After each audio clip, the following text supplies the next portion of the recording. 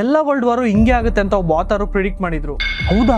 ಅವ್ರ ಹೆಸರು Albert pike. And ಇನ್ನೊಂದು ಇಂಟ್ರೆಸ್ಟಿಂಗ್ ವಿಷಯ ಏನಂದ್ರೆ ಅವ್ರು ಹೇಳಿದ 2 world ವಾರು same as it is ಆಗಿದೆ. ಇದು ನಿಜನಾ?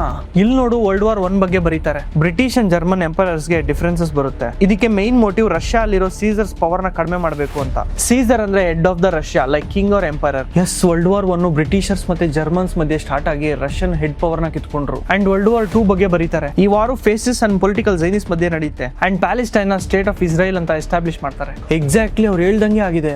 ವರ್ಲ್ಡ್ ವಾರ್ 3 ಬಗ್ಗೆ ಬರೀತಾರೆ. This will be the last and most destructive war. ಈ ವಾರ್ ಅಲ್ಲಿ politicians and leaders of Islamic countries ಮಧ್ಯೆ ವಾರ್ ಆಗುತ್ತೆ. And they will destroy by each other. ಅವ್ರು ಹೇಳ್ದಂಗೆ ಸೇಮ್ ಹಂಗೆ ಆಗಿದೆ. Middle East countries are under attack. And ಅಷ್ಟೇ ಅಲ್ಲ, ಲಾಸ್ಟ್ ಅಲ್ಲಿ ಆಲ್ಬರ್ಟ್ ಪೈಕ್ ಬರೀತಾರೆ, ಪ್ರಪಂಚಕ್ಕೆ ಹೊಸ ಬೆಳಕು ಬರುತ್ತೆ. ಆ ಲೈಟ್ಗೋಸ್ಕರ ಇಡೀ ಯೂನಿವರ್ಸ್ ಮ್ಯಾನಿಫೆಸ್ಟ್ ಮಾಡ್ತಾರೆ. ಅಂಡ್ ಅಲ್ಲಿಂದ ಹೊಸ ಪ್ರಪಂಚನೇ ಸ್ಟಾರ್ಟ್ ಆಗುತ್ತೆ. ಇದೇ ಅಲ್ವಾ ಭಗವದ್ಗೀತೆಯಲ್ಲಿರೋದು? ಕೃಷ್ಣ ಹೇಳ್ತಾರೆ, ಪ್ರಪಂಚದಲ್ಲೇ ಅಧರ್ಮ ಜಾಸ್ತಿ ಆದಾಗ ಧರ್ಮ ಉಳ್ಸಕ್ಕೋಸ್ಕರ ಮತ್ತೆ ನಾನು ಕಲ್ಕಿ ಅವತಾರದಲ್ಲಿ ಬರ್ತೀನಿ ಅಂತ.